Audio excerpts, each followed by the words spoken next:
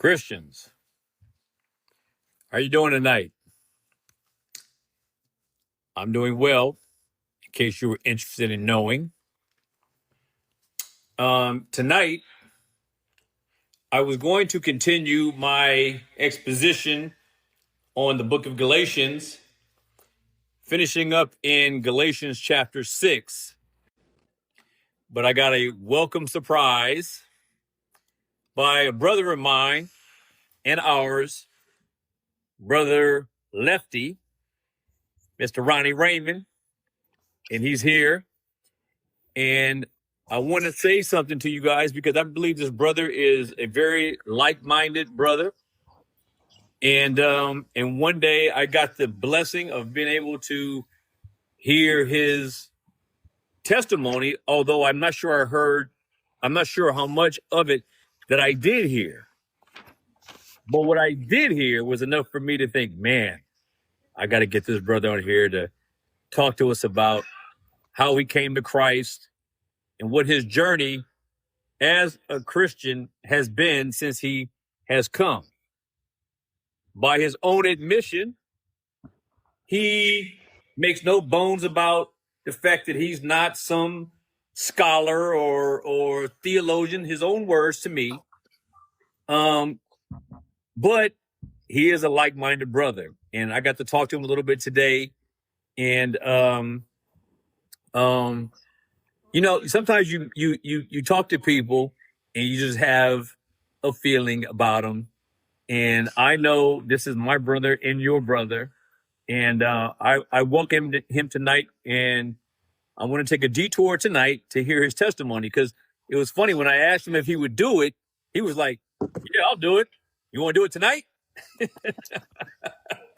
And I was like, that's how I know this is my brother. He's about his business. And so what I want to do, he goes by Lefty, and I'll let him tell you how he came to that name if he so decides. But he's Lefty, and you see his name on the screen. And here's what I want to say. I want this brother to get as much encouragement as he can from us, as I know we're going to receive from him. And so this is about hearing his testimony. This is about hearing how he, in his life, how it glorifies the Lord Jesus Christ. And I think these are good breaks to take some time. It's a good way to welcome another brother into a broader group of people. And you guys that come here are just blessings to me. And so it is my hope and expectation that he will be a blessing to you as he has been to me thus far. So that being said, I want to introduce you to Brother Lefty, and I want to let him take the floor and start talking about how he came to Christ and some of those things in his life that have impacted him and brought him to where he is right now. And so please, give him your kind attention as you do to me, so generously. And so, Brother Lefty, go ahead, brother. Awesome. Well, thank you for asking. First of all, thank you for asking me. I'm a little bit humbled. Yesterday, I've talked to some of you guys on different lives. So I am familiar with some of the guys on the panel and some of the people in the comments. I've never been asked to actually come on one of theirs. So I'm very honored, but I'm very humbled. To tell you the truth, I'm a little nervous, because I'm not used to talking on a camera. So you have to excuse that. Well, to tell you what he was saying. One, it's kind of a funny story. The name on the screen is Lefty. If you notice that there's some numbers out there. I am not left-handed. I am actually right-handed. There's a reason why I'm called Lefty. I did 2 tours in 2 combat tours to Iraq, and my first tour in 2005. I was wounded in action And I have one of two male body parts that are now missing, and it happened to be a right one. And now, as an inside joke, the guys in my platoon said, "Well, now you're a lefty," and that's how the name stuck. I have guys that 20 years later, when I talk to them, I go at a reunion, I don't even have a last name anymore. It is from that point on, it was Lefty. So yes, we have a dark humor about bad circumstances. So not to get into any, I don't want to have any visual, but yeah, that happened to me, and that's why the name is there. And that's the numbers after it is, that's the data that happened. Me and my brothers from Iraq, we meet up every year on that date, and we celebrate every year since then. Just had the 20th anniversary on August 29th, and I had 45 guys show up from all over the country, and it was great. Two of those individuals I haven't seen for 20 years, so it was pretty heart-wrenching to see some of them, and it was good. They asked me to give my testimony. So here, give you a basic introduction for me. I'm 47 years old. I'm from Baltimore, Maryland. I grew up in the 90s in Baltimore. It was still a rough city then, nothing like it is now. But I grew up as a hoodlum. I never got into major stuff, but I was definitely not the poster child for a Christian. Grew up hard on the streets of Baltimore. I joined the Army when I was 20, simply because I didn't have anything else going on in my life. I served a total of 14 years in the Army. 4 of those years in the active, 4 of those years in the National Guard. And again, like I said, I did 2 combat tours to Iraq, one in 2005, and then got home about 6 months later out of the hospital, and went back for a second time. I don't really like talking about Iraq. Iraq was, that's just a chapter in my life that the Lord blessed me with, and with the brothers that I went over there with. But to kind of give you, it kind of ties into my whole, the Lord saving me. I served as what is called a squad designated marksman. I had the uncanny ability to shoot long distances. I still know calculations in my head, which that's the only mathematical equations that I could ever grasp. I wasn't good at math in high school, but somehow I grasped that. I had a really hard time in Iraq at first, given my job. I was tasked with what they call IED interdiction missions outside of our normal patrol and stuff, and we were specifically out there to do bad stuff to bad guys that were planting bombs on the side of the road. I had a hard time at it first with it because I couldn't understand. I just couldn't get over the fact that it wasn't that they were bad. It was just to do that to another human being. I had a really hard time with it. Eventually, the more I did, the more it happened. The more unremorseful and callous I became. The whole effects of actual being in combat took full effect with me. And I went from going over there as a boy, and I came back as a 30-year-old man within the first couple months. And me and the other guys, we became very good at what we did. And I compartmentalized a lot of stuff. I put all of it away, and later on in life, it's reopening that stuff. I had a lot of help from the Lord processing that stuff.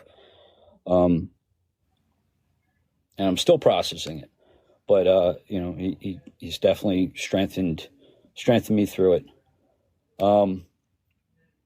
I got done my second tour, and I was still in the I was in the National Guard when I did my second tour, and I came home and I became an instructor at up in Fort Dix, New Jersey.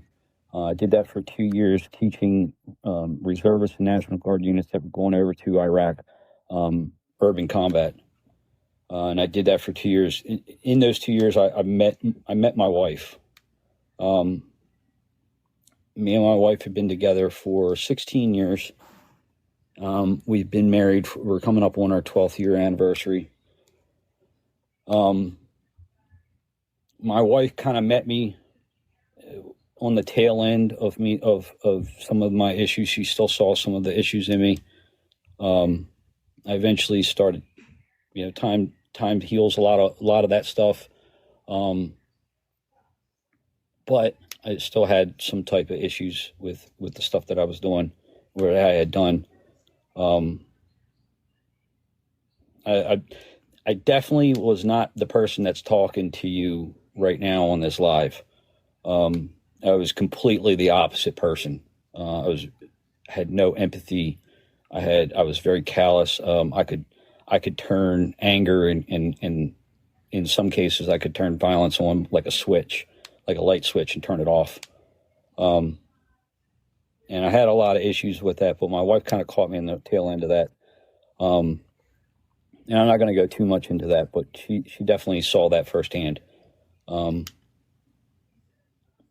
So I met my wife, and I'm not, like I said in the other live, my wife didn't save me. But I see now the grace of God, in my life, because of her. He used her to get the ball rolling, to get me to return to him. Because I still wonder that to this day, like I was the worst candidate for my wife, as a husband. I just had no inclinations towards God at all, especially after doing those things, and just lived in sin. Didn't even bother me. As we progressed in our relationship, my wife is a Christian. She's been a Christian since I met her. She has her own story, and I'm not going to go into that. But we started going to a church. Actually, the church she worked at, we lived next to a Lutheran church. My wife worked there. We rented the house that the pastor had lived in, so it was church property. So of course we went there. When we started talking about marriage, Pastor Roman, the great pastor, he's retired now. I still talk to him every once in a while. He had a class that we had to go to in order, basically, to tell me how to be a biblical husband. Because I didn't know anything about being a biblical husband. So I went there, and he made a comment.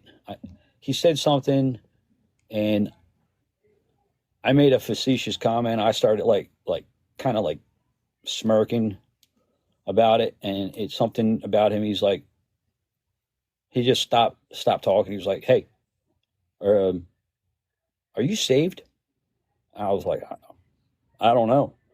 The class ended up, instead of it being a biblical husband class, it became a class of him basically explaining the gospel to me. Explain the gospel, and then my problem was that I had heard the gospel before, but I just didn't understand it. I didn't accept it. I didn't understand it. So he explained the gospel to me in a way I had never understood, like layman's terms. Breaking it down for childlike. And I walked out of there when I walked out of the class, I had, it almost felt like I was thirsty, like a thirst. I just wanted to know more. So I started reading. I actually picked up a Bible. I actually, started reading. Of course, I didn't know what I was reading. I was just reading, and I wasn't I wasn't actually thinking about it. I was just reading, and as I progressed in there, I got more and more, got a little bit more familiar with scriptures and everything like that, but still lived the same way as I did. nothing, no type of change. But now I see it was that God was wooing me back to Him. He was bringing me back to Him through this. And it's crazy that some of the things that He did. That's why I'm on here, is some of the crazy things that He did in order for me, for Him to return me to Him. So that all happened. I started getting more and more curious, and eventually, like we had me and my wife, we got married, and we were trying to have a child. It something was wrong, so we went to the doctor. My wife had she had stuff going on with her ovaries, and the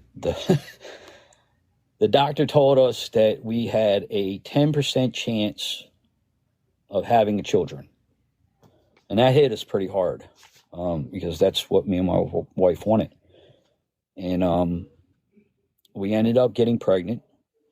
And everything was going great. We were riding high, and in about 3 months into the pregnancy, we ended up losing the child on a miscarriage.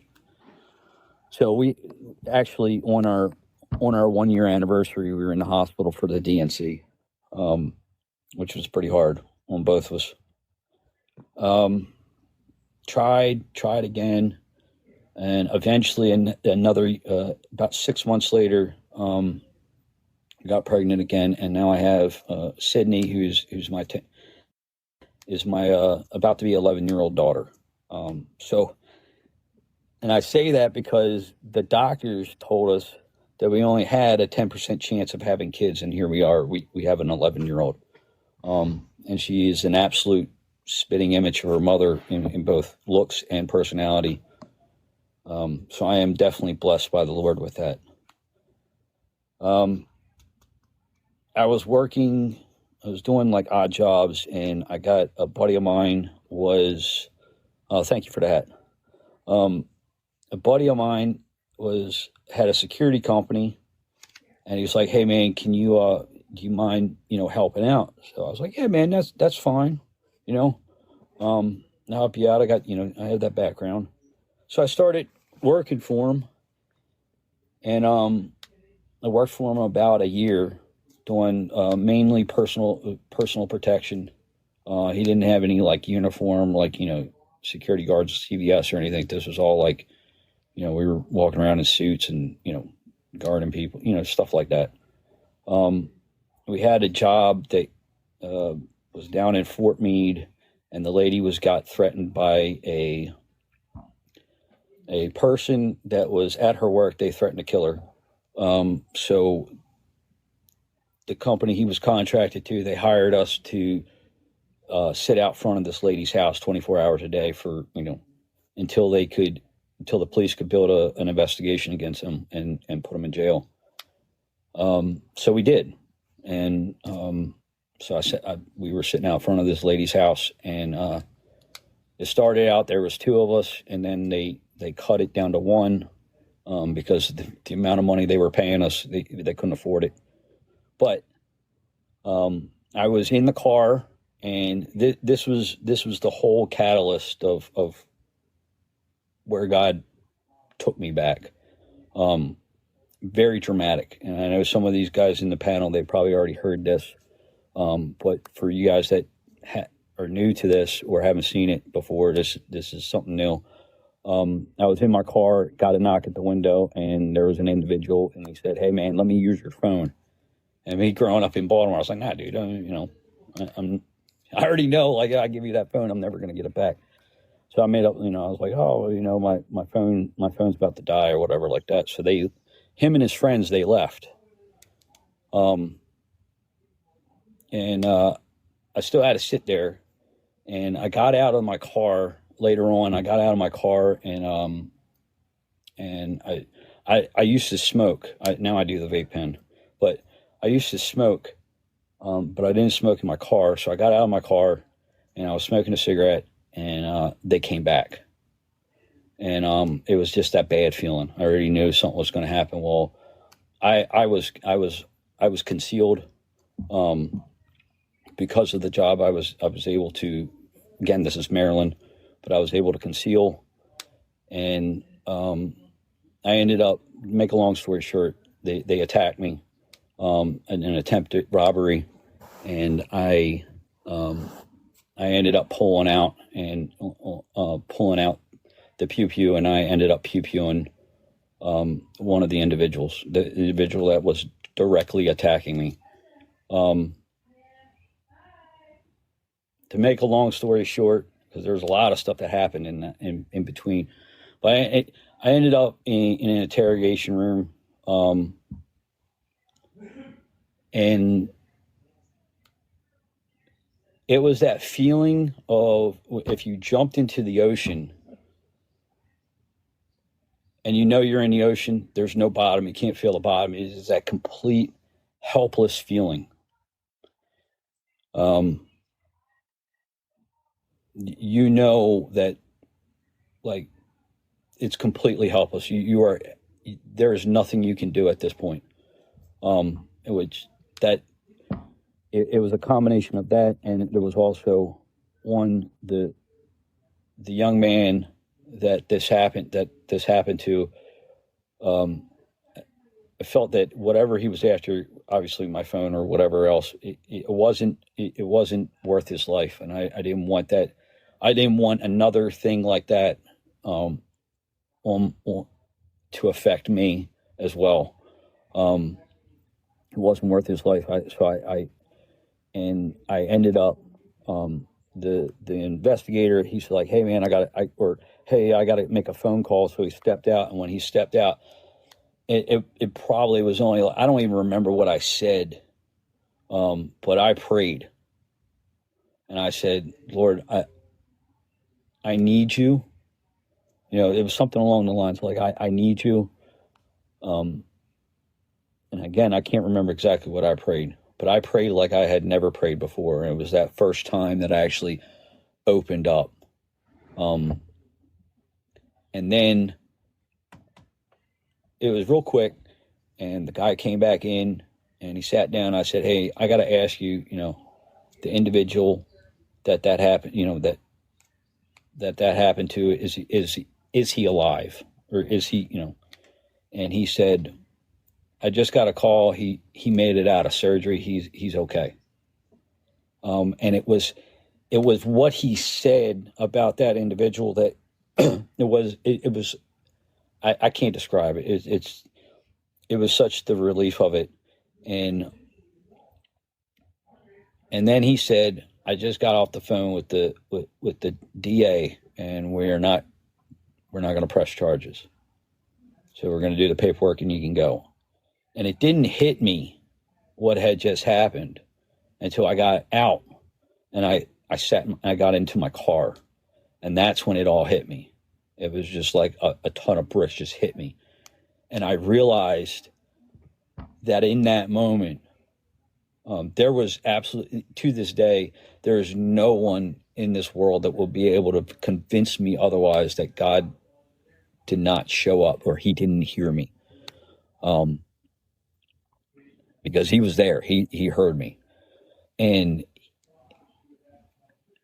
I just can't describe it. I started bawling in the car. And it wasn't just like the relief of it. It was, oh my gosh, like he actually heard me. Like this poor wretched sinner who had no inclinations about God, that had done all of these things prior, he heard me. And it was that, I can't describe it. Anyway, you can imagine if you're truly saved, if you're a true believer, you know what I'm talking about. Anyway, so even then, I don't consider that I was saved that night, but that had a lasting effect. Like I to this day, I don't forget that. And we, a couple months later, we had an issue. We came down, I live in Alabama now, with my wife's family and stuff like that.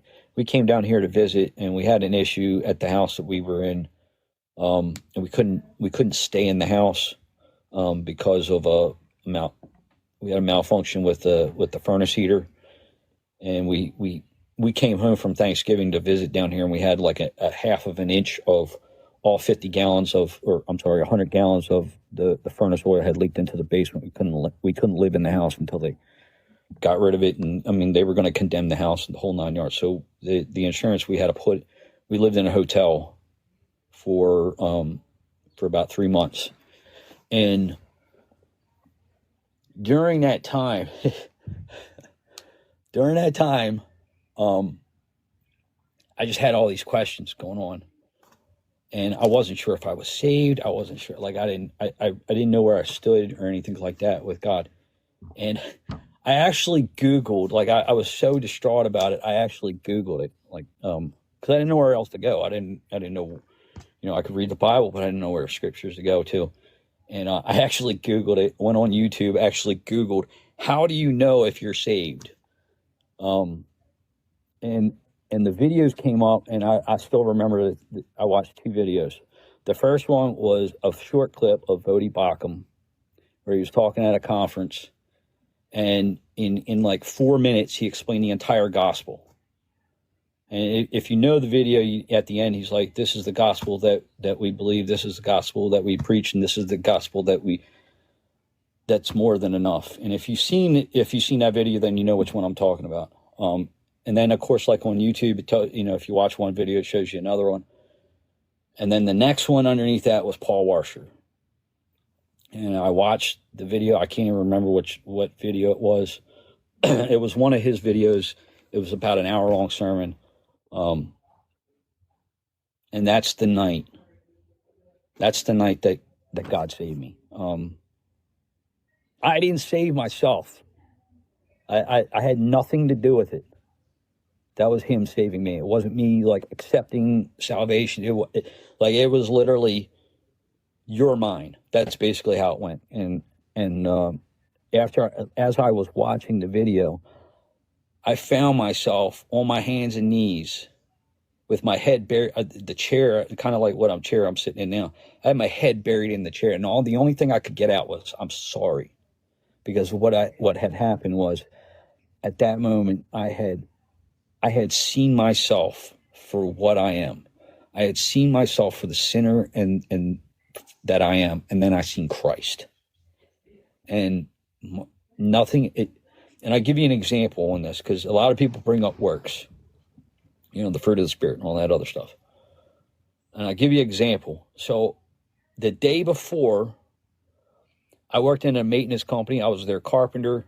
I got out of security after that issue. Like the next day I quit. I didn't want anything to do with it anymore. But I worked as a carpenter for an apartment complex in a maintenance section. And it was just all, we had one older female that was in the section. The rest of us were guys. And we had a lunch table. We all sat at the table and ate lunch.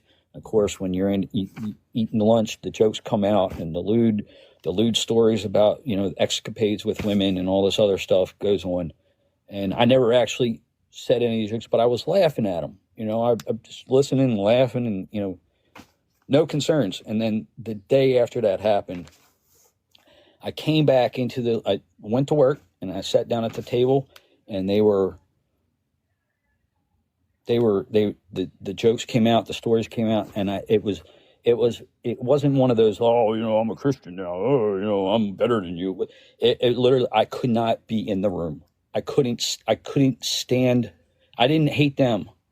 I couldn't stand the conversation. Like I felt so disgusted by it. I didn't even know what was going on. I was like, what, so I went out to my car and ate, and I'm sitting in my car. I'm like, what the heck just happened? Like I didn't understand what had happened at first, because as a new Christian, you don't really know. You're just a baby. Anyway,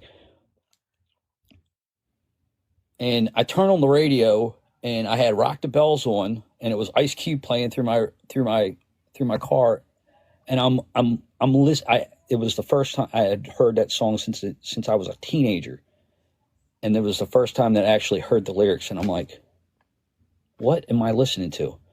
Like, and then I started going through the stations, trying to, and like every station was like, I was listening. I was like, man, I can't listen to that. I'm not listening to that. Oh my, like it wasn't like I can't listen to that because I'm a Christian now. It was like I couldn't take it. I couldn't, like, something in me, and of course then I didn't understand, but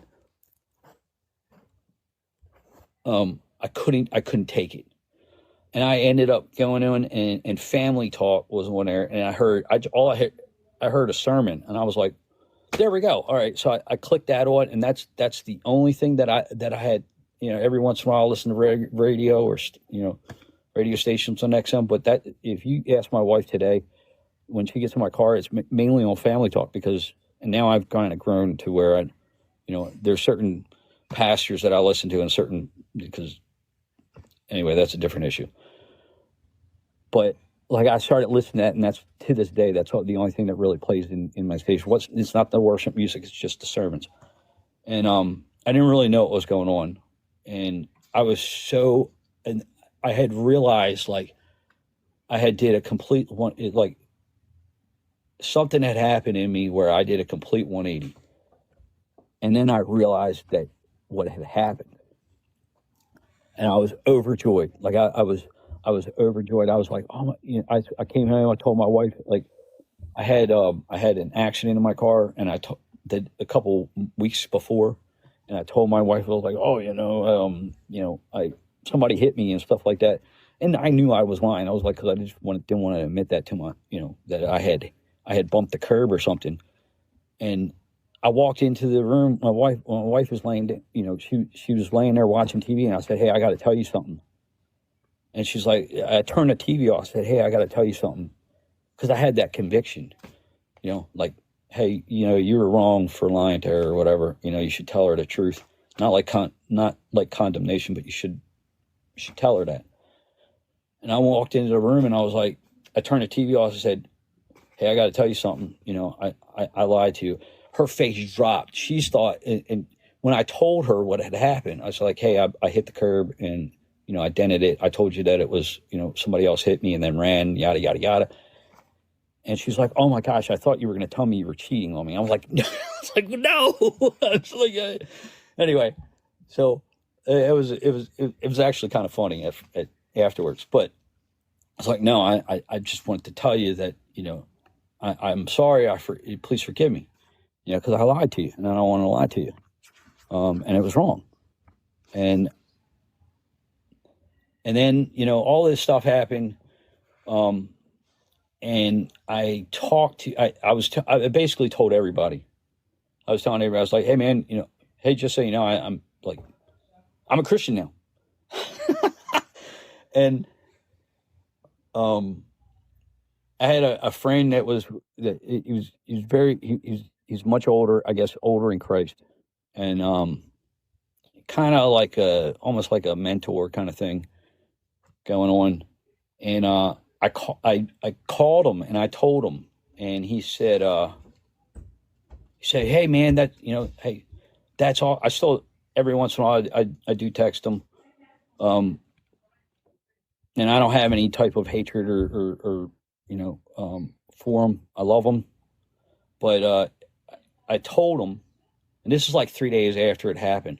I told him, and he's like, yeah, man, he's like, oh, that's great, man. That's awesome. I'm happy for it, but you got to be careful. And I was like, because again, I'm 3 days as a Christian, like, and so I didn't know anything. And he's like, you got to be careful, man, because you can lose it. I was like, what do you mean I can? What are you talking about? He's like, yeah, man, and he gets his, he's like, hey, he texts me these verses, and he texts me Hebrews, the famous one that Hebrews. Hebrews 10. He texts me him. He texts me all these other ones. Well, I called him, and I'm like, "What are you talking about, man? Like, what do you mean?" And he's like, "Well, I don't want you to freak out, man. But I don't want you to lose the salvation because you can." And I was like it went from absolute joy of having that knowing that I had been forgiven by God, like the creator of all things. And what is man but a speck of dust? Like I still can't get over the fact that why he did it. I still ask him every once in a while. And here's a brand new Christian, and somebody tells them that. And what happened is all of that joy that I had turned into absolute terror. What do you mean I can lose my salvation? He's like, well, if you don't live right, I'm like, okay, well, what is it? What sins? What do I need to do to keep it? And he's like, oh, well, you just, you can't willfully sin. I'm like, well, how do I not I just went into this whole thing, and it went from, and I tell you this, you guys, I know you heard this before, but I'll tell you this in the chat. You have no idea, or you don't care what type of damage that does when you say something like that to a new believer. You have no idea what happens to them. It threw me into absolute despair, because the God that I had known that loves me enough to die for me, now seemed, because somebody had told me that, and I read the scriptures, and I perfectly, hey, if you read those scriptures in that context, you can come to that conclusion. And it felt it was painting God then as I had this ginormous boulder of sin and eternity hanging over my head. It had been lifted off of me, but it was hanging over my head, and there was held up ropes, and God is sitting there with his scissors, like, man, you messed up. I'm gonna drop it on you. And it took the grace of God, and it turned it into absolute terror. And I went, my wife. If you guys do this live, I'll have my wife come down here, and I'll have her tell you how I was for like 2 years.